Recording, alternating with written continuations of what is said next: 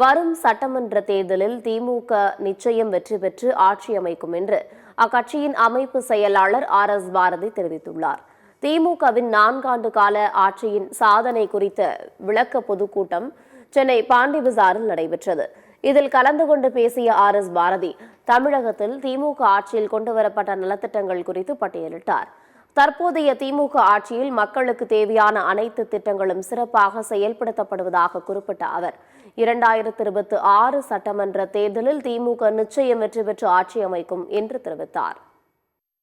இந்த நாட்டில் இருக்கிற அத்தனை பெண்களுக்கும் தன்னுடைய தந்தைக்கு காப்பி வாங்கி கொடுத்த, தன்னுடைய தந்தைக்கும் இந்த நாட்டை வாழ வைத்த தலைவனுக்கு இடம் கொடுக்க காரணமாக இருந்த பெண்களுக்கு தன்னால் முடிந்ததையெல்லாம் செய்து வருகிறார் என்பதை ஒவ்வொரு தாய்மார் உணர வேண்டும்.